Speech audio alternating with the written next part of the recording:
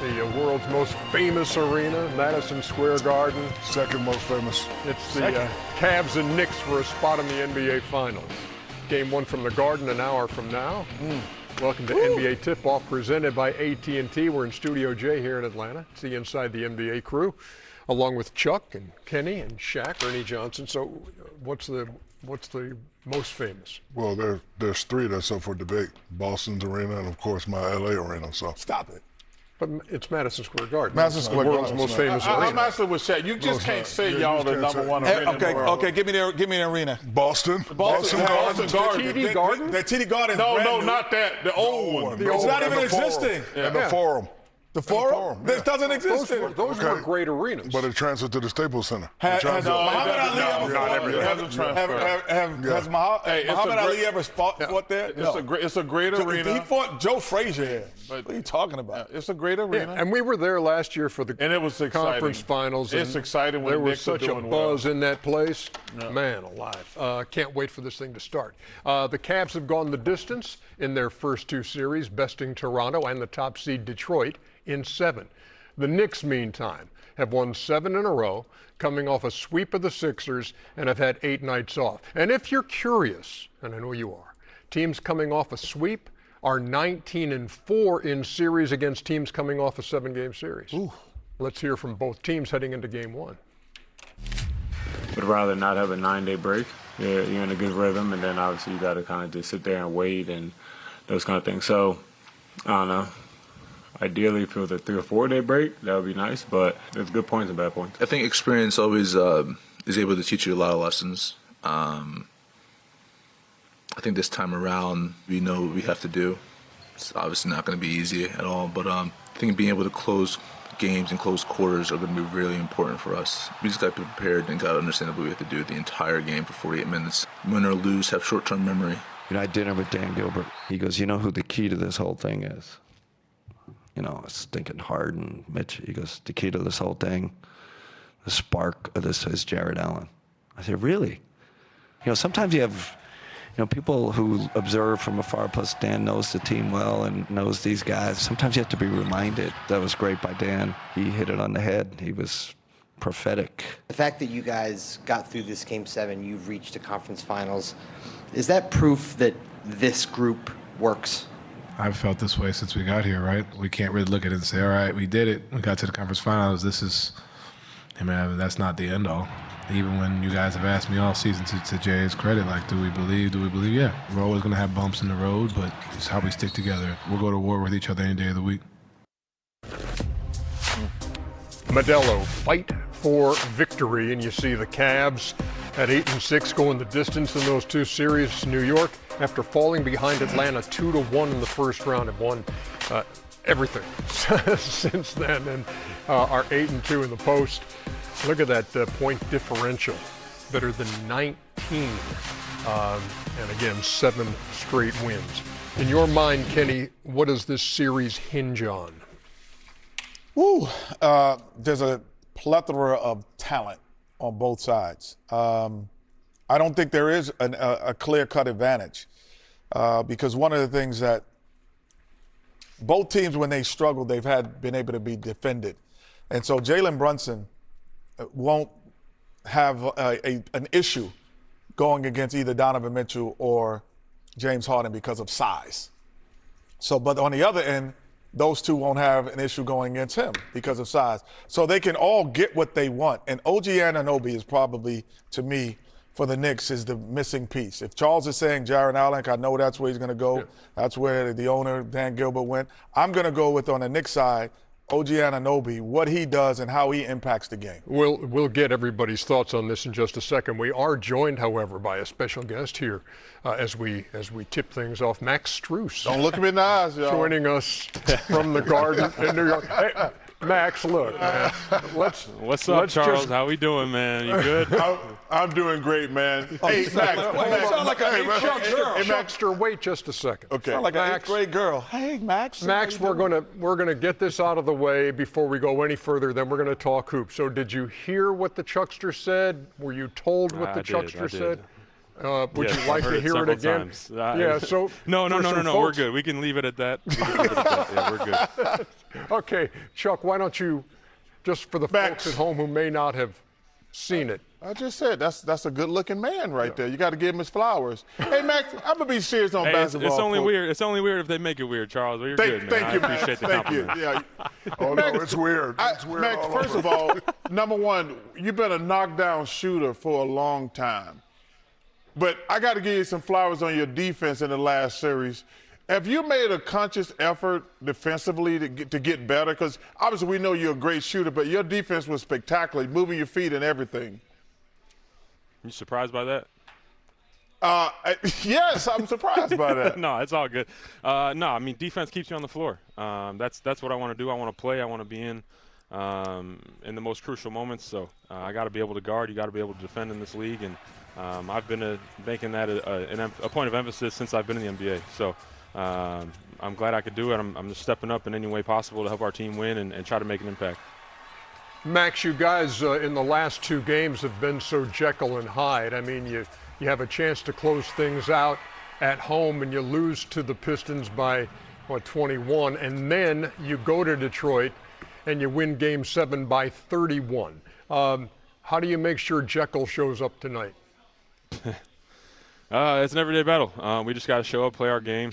We know what we do. We know what works. We know what the recipe is, so we just got to come out and do it.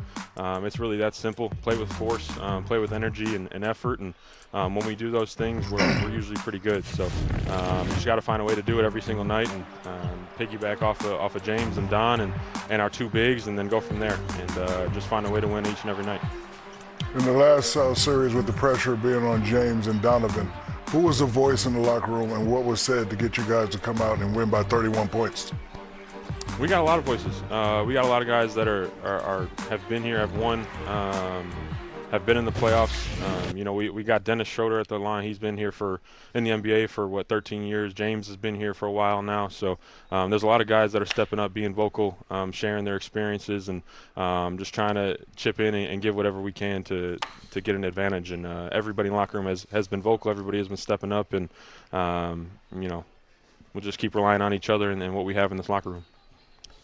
Well, Max, I'm just so happy that your 8th grade crush had an opportunity to have his bromance with you at this time. But overall, when you walk into a game, and sometimes your FGAs are over double digits and sometimes they're singular, how can you tell early what your role is going to be by what the defense is doing? What are they doing to make your role increase? That's part of being a role player. That's the life I live. I don't know what each game is going to bring. I just try to impact it in any way I see fit. Whenever I get on the floor, whether I'm starting or coming off the bench, just try to get a feel of it, whether it's going to be my night getting shots or it's not going to be my night getting shots. And whether it is or isn't, it's where else can I make an impact? What else can I do to help our team win? And that's either rebounding, defending, making other plays for other players, screening, getting guys open.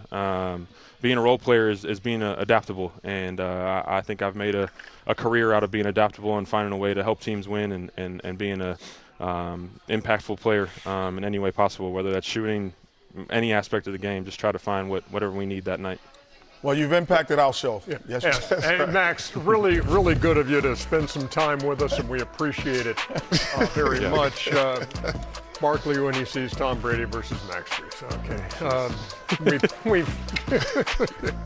Okay, we've ridden this horse just about long enough. Yes, we have. So, Max, again, thanks for your time. Have a great game tonight, Game 1 at the Garden. All right, appreciate it, fellas. Appreciate you. Oh my goodness. There you go. What, you need a towel for that? No, Jason Kidd just got fired. Oh, Wow. well, here you go. Man, that's a shocker there. Yes, it is. Breaking news. Breaking news just came on my phone. Yeah. How do we know it's real? Because it's from the Bleacher Report. Hey, Shams. Hey, Shams. It's not Shams. Good stuff. Hey, no, man, that's a shocker right there. It is. Back to this game.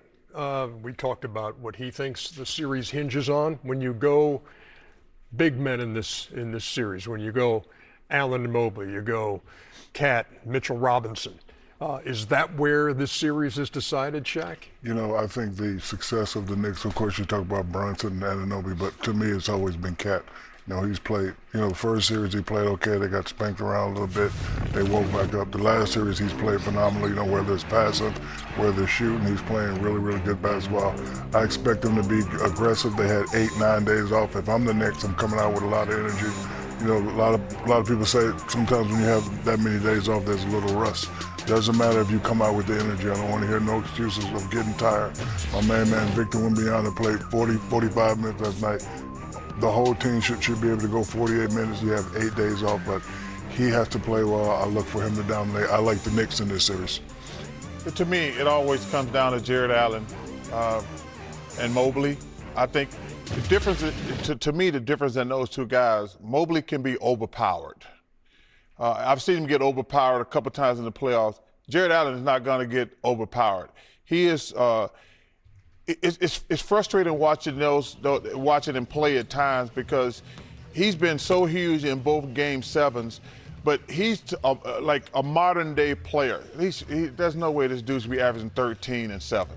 That's not even. He should be an 18, 19, 9, 10, 11 guy easily because he's one of the most talented big men we have in the NBA. In that Game 7 when he had like 26 and 7. He had 23, which was a career playoff high. And he should get 20 most of the time.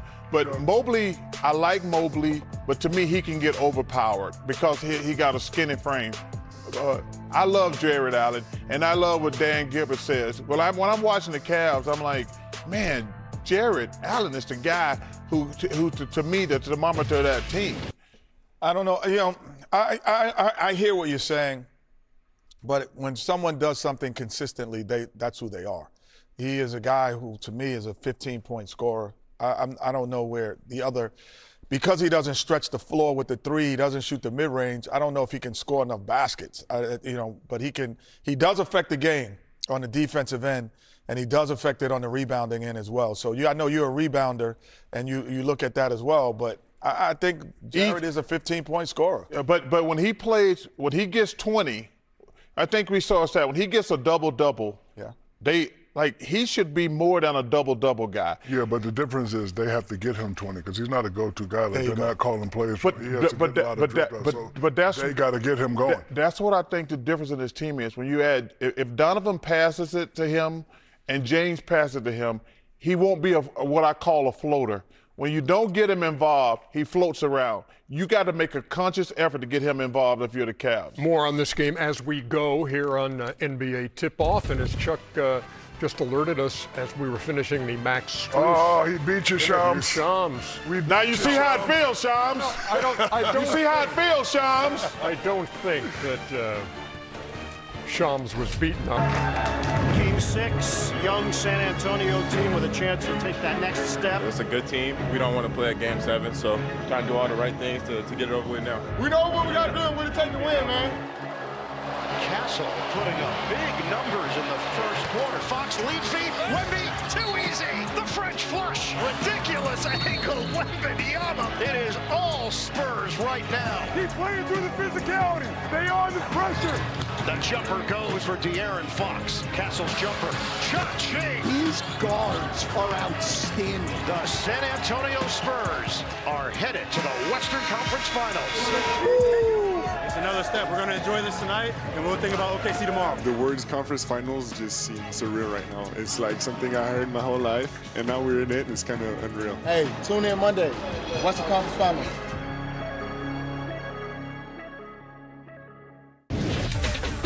And in game 1 of the Western Conference Final, SGA gets his MVP. Hardware.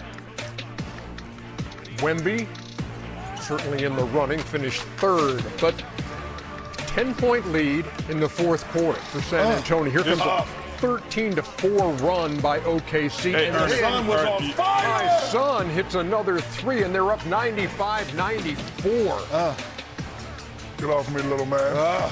Get off me, little man. I love the fact that he's not just standing out there shooting threes like he started his career, man. SGA ties it at 101, and then Chet Holmgren comes up with a huge block on Wemby. and we are going to go to overtime.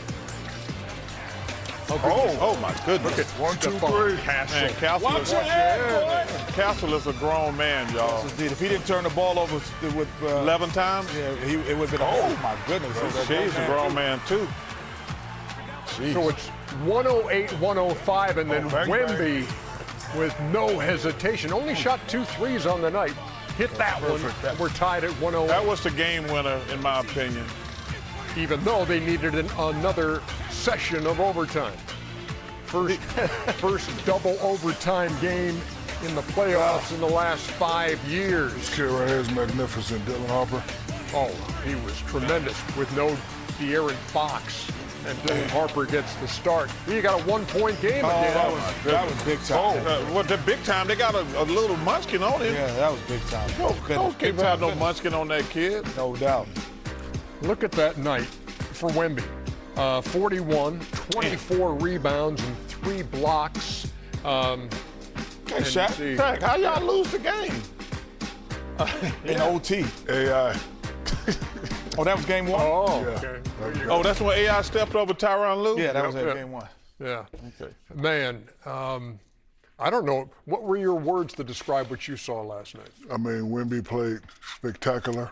I'm happy for him. Like, you know, he only shot 2 threes. He took advantage of the mismatch. I was surprised that they tried to put your son on him that time. But listen, he played with a lot of heart. He played with a lot of effort. You know, they tried to be physical against him, but it didn't matter. They knocked him down a few times. He kept his poise. I liked the way he played. French clap. His American name is Tim Robinson. He played like Tim Duncan and David Robinson mixed together. I'm happy for the kid. That's your American name, Tim Robinson. I like that one. Tim Robinson. Yeah, Tim Robinson came to play last night. Yeah, and I don't know if, you know, I know the question possibly was asked. It was just the story that I always talked about, Dream. Sitting there while David Robinson got the MVP, and I sat next to Dream, and I'm like, man, you're not upset? And he's like, no, he deserves it. Then when he had like 40 and 20, he comes back and he says, I'm going to his house to get my trophy. And so, and then I think the question was asked on Wemby, how did he hear that feel? accent again? I'm going to his house to get my trophy. So Dream was so honorable. He does not like to talk trash in that way, but Wemby had it something personal. But, you know, we talk about his defensive prowess, and they talk about his block shots and his alters, but it's more than that. It's his makes you change your thought process, because these guys have been bullies, so they might not understand this. It's like if you're going through the bully the whole way, and the bully's going to slap you in your head every time. Every now and then you just feel like, do I want to deal with that today? Do I want to? And I don't know. I just got to go around this today.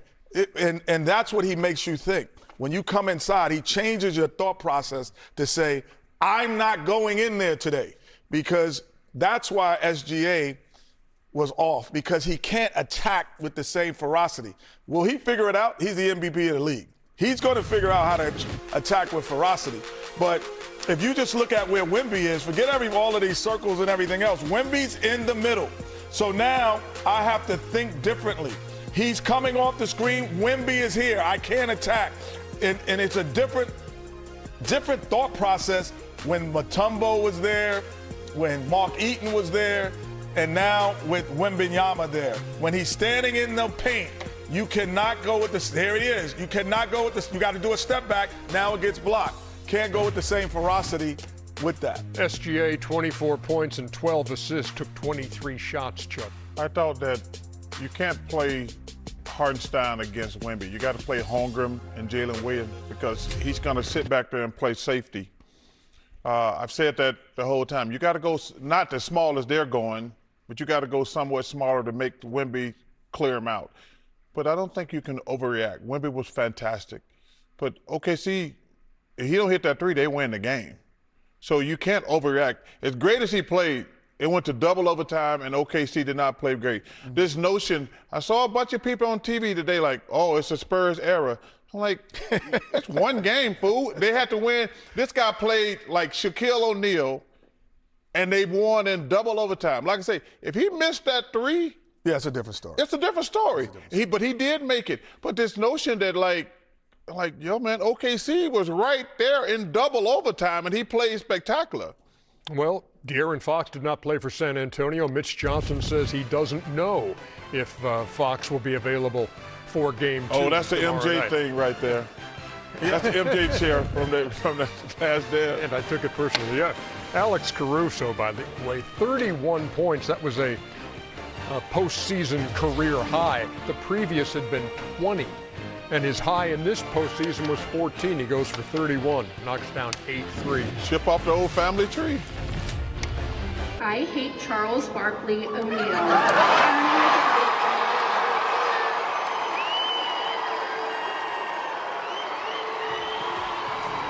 What possessed you, Shaq? First of all, America, whoever put that video together did a great AI job. I would never do Charles Barkley like that. Yeah, right. That was AI. Hey, listen, man. I'm so proud you got your GED. You make your family proud.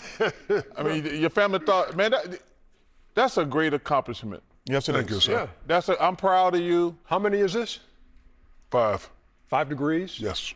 What is your favorite passion degree that you have out of the 5? And can you name the 5 as well, just so we know? Okay, so bachelor's, 2 masters, a doctorate, and a street degree. Oh my God. So what is your favorite non-official street degree? Official other than street degree? My favorite one is a master's of business. Really? Okay. And you got that from LSU as well? No, I got that from University of Phoenix. Oh, University of Phoenix. Oh, yeah. And you're not done yet, right? You're not done yet? I think I'm going to get one more. For what? Well, you got time. I mean, you still about $300 million short of being a billionaire. Yeah, okay. You keep calling yourself a billionaire. I looked at the numbers. I'm about to be hired as a professor at LSU. Are you really? Yeah, and then What class are you going to teach? a class on mentorship. Oh, that's. I know you're big into that. That's cool. So that was on Saturday in Baton Rouge. Yeah, but that wasn't me, Charles. That was Hey, man, listen. Hey, I can take it. I'm proud of you for getting a degree, brother. Thank you. And on Sunday, the MVP was announced. Yes. Shaq, when you saw the MVP results with Shai Gilgeous-Alexander first and the Joker second and Wemby third, what'd you think? Can't be mad at it. You know, I would have liked to see Wemby win it, but listen, Shai's a great player. The team was #1 all year, so based on your criteria and my criteria, he definitely deserved it. Congratulations to him, his organization, and his family. He's a great kid. He played the game the right way. Played for a great organization. I'm happy for him. But, you know, they showed him receiving the trophy, and they showed Victor walking around. I'm sure Victor was upset, and he should be upset, and he played like he was upset. I was #1. I thought you could have voted for 4 guys. I put Jaylen Brown in there. I would have been any one of those guys. It should in that particular order. I was surprised at how easily he won it. And I thought Victor would come in second. Ernie, I know you have a vote, but like I say, I have no problem. All 3 or 4 guys could have won it. But man, I was surprised it was such a landslide. That was my only whoa. Well, I think down the stretch with when Shai came back and Victor was hurt, when the voting actually was kind of being talked about, maybe that might have pushed it a little bit. But the one thing that Victor has said that probably should resonate even more, offense is only 50% of the game. And he is the only guy who affects the game on both ends, that magnitude, where they're equal. His scoring and rebounding, his scoring and everything else prowess is as equal as his defensive prowess. So yes, if you voted that way, he is the best player in basketball in terms of on both sides of the floor. He goes back to back as the MVP. But Shai was the MVP for sure. Yeah, when we come back, you're going to hear. Detroit basketball. Let them know. Let them know. Yes, sir. It's time. Game 7. Whatever it takes, you need to do that tonight. And the Cavaliers control the tip. We're underway in Game 7. Mitchell, the handles. What a maneuver. Gets it inside. And Jared Allen rocks the rim. 2 seconds. 1 second. Mitchell banks it in. A spider bite at the end of the quarter. Great start. Great start. Great job just hitting the first off a man. Keep making good decisions in the paint. Mitchell drives. Gets it to Mobley. Pow! Donovan Mitchell just distributing all over the place. Cavaliers are trying to make their first trip to the conference finals without LeBron on the roster. Mitchell wants to dance with Reed. Donovan Mitchell, chef's kiss. This is as well as I've ever seen him play. And this topsy-turvy series belongs to Cleveland. A blowout Game 7 win in Detroit to advance to the Eastern Conference Finals. Nothing better than win a Game 7 on the road. I mean, look at all these fans we got. Insane. Let's go!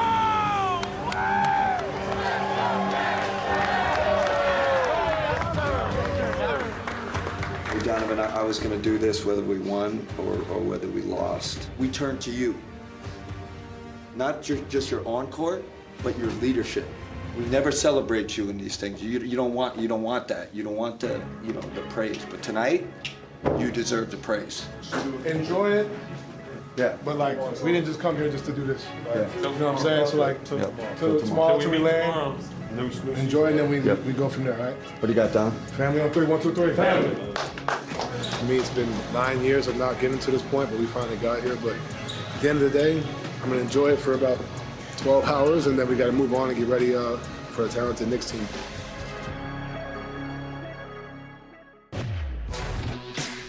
And we welcome you back. The Cavs on the road this postseason. Remember, they were 0-5, and now they've won their last 2 on the road against the Pistons, and they open up this series at the Garden in New York. This date in NBA history, May 19th. Honestly, nothing extraordinary in terms of these guys' careers. In 1994, Chuck's Suns beat Kenny's Rockets in Game 6 of the Western Conference semis, but the Rockets won the series. Oh, in thank 7. you. Add that. On May 19th, 1996, Shaq had 27 in Game 1 of the Eastern Conference Finals in Chicago. The Magic lost by 38. Hey, 38? You lost the game by 38 points. In May? I wasn't guarding Black Jesus. But you know what else Come on, happened? Nick Anderson. You know what else happened on May 19th, just 2 years ago? Scoop D'Agostino remembers. Is that the fight day? Mr. and Mrs. North and South America and all the ships at sea, let's go to press. May 19, 2024. On Shaq's favorite fight night on the calendar, the Minnesota Timberwolves had just ousted the defending champion Denver Nuggets in Game 7 of the West semis, coming back from a 20-point second-half deficit. Now, Anthony Edwards had not had himself a particularly Ant-Man-like effort, going 6 for 24 from the floor. But nevertheless, Edwards was not one to sulk, applauding the efforts of his teammates as Minnesota had reached the conference finals for the first time in 20 years. As Ant chatted up the inside guys postgame, the Chuckster's mind was fixated on, what else? Food. In his caloric quest to find the most bountiful feast in the Twin Cities, Charles needed some restaurant recommendations. And what better time to ask than on national television? What followed could only be categorized as an anthem for Ant's on-court mindset and the Chuckster's, well, philosophy on life. I have not been to Minnesota in probably 20 years. Bring your ass. Chuck did indeed bring his posterior to Minnesota, and give him credit because, let's face it, there was a lot more of it to bring back in those days. I'll save you the trouble, Charles. Shout out to Row.co, turning Chuckster into a bowl of deliciousness since 2025. Unfortunately, the presence of Chuck's derriere wasn't enough to help Minnesota in the conference finals, as Dallas eliminated Edwards and the Wolves. But not before the Ant-Man delivered an all-timer of a one-liner. As always, we're giving you the scoops on hoops right here on Great Moments in Playoff History. Who can forget? Who can forget Anthony Edwards? Bring your ass. Yes.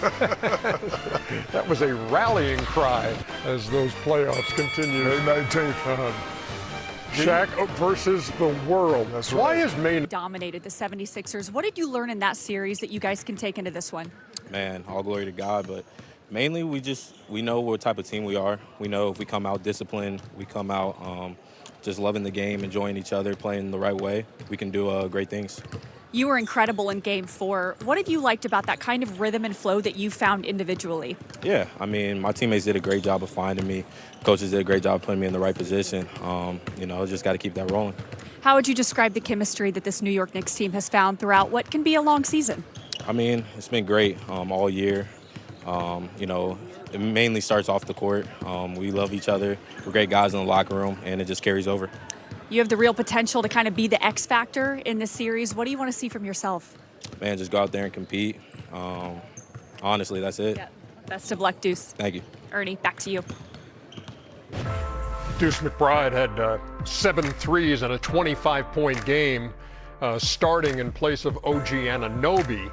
As you look at the Jalen Brunson numbers here, and you know he's central to what the Knicks want to do. But getting OG back tonight, Shaq, means what? You know, he's well rested. He played excellent in both series. You know, he can guy that. Mine's a little bit of a Cedric Ceballos. You can't take your eye off him. Not going to really call plays for him, but if he gets in the open break, he can score. He can hit the open jumper. He can defend. He can rebound.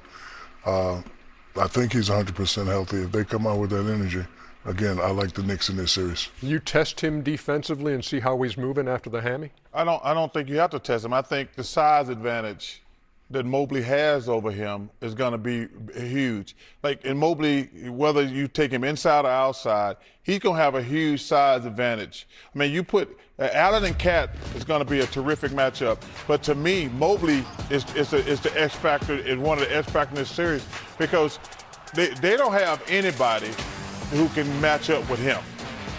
His size, his athletic ability. He's got offensive rebound and things like that right there. He's gonna have a real. OG's a really good player, but he's a little guy in my opinion, and I think Mobley's size is going to be a problem. Well, OG is the piece of facilitation, meaning if I penetrate and I pitch, he's able to knock down 3. If I pitch ahead, he's able to finish on the break and dunk it. If I throw it inside here, he's able to overpower. The one defensively, he has been, there he is on steals, he has been the guy defensively that also has taken the biggest challenge. So if he's healthy, this challenge, as much as it is Mobley has an advantage, he also has an advantage because he is physically overpowers the guys that's guarding him. So if there's one caveat that Mobley is lacking, if there's any, it would be physicality at times. And so that's what he possesses. When you look at the Knicks and what they've been able to do so far in the postseason, second in scoring, first in field goal percentage, first in 3 percentage, first in points allowed, first in threes defended, first in points in the paint, first in second chance points. How, if you're Cleveland, are you going to slow down this team that is a machine right now?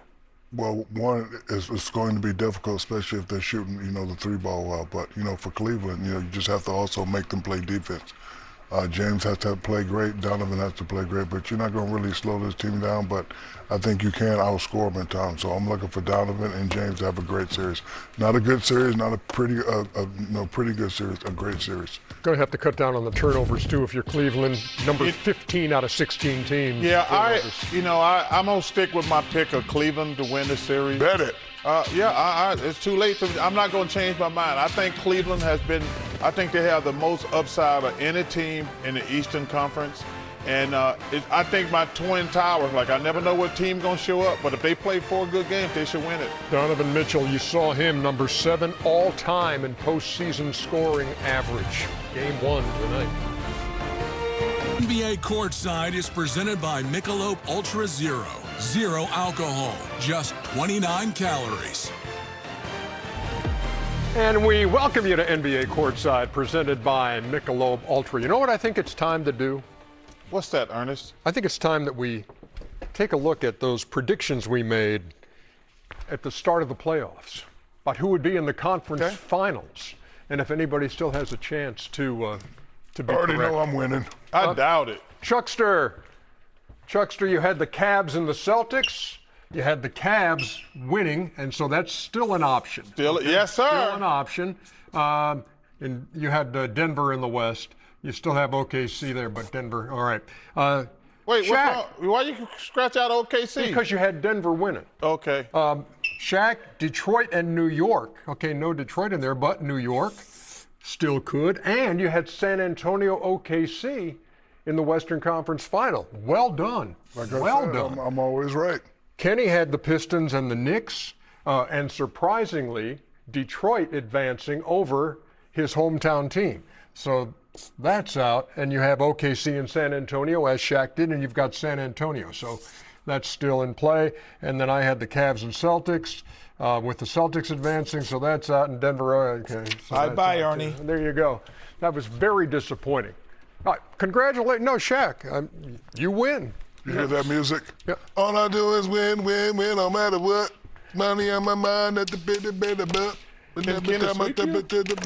What's happening in Game 1 tonight, Jeff? Again, two teams are even coin flip game. Oh, my God. But I'm going to go with the Knicks by 5. A long rest and a team that just came off a best of 7. I think Cleveland's going to win tonight. I got the Cavs in 6 in this series. Why do you think they win tonight? Because I think they're in rhythm, and I think it's going to, like I always think, I don't think teams rest. I don't think that's a thing, but I think it takes a while for you to get your energy back, your competitive energy back. And I think that's a little rust. Yeah, that's what you that can is. say rust, but no. But I just think the Cavs are on a roll right now. Kenny and I had the opportunity to sit down with Jalen Brunson, and I don't think he realized we were interviewing him. Liked his answers, liked his mindset. Where was this? This was in New York at the Upfront. Me, Kenny, him, just had a conversation about 30 minutes. But me and Kenny were just for the Knicks by 15 tonight. And Cat's gonna have a great. Well, give me 15. Let's bet. Let's do it. Trying to get to the finals. I'm a fan, but I'm a bigger Jalen Brunson fan now. The Knicks by 15 tonight. And Cat's gonna have a great. Well, give me 15. Let's bet. Let's do it. Trying to get to the finals for the first time since 1999. And Game 1 tonight. 1999. At the Garden.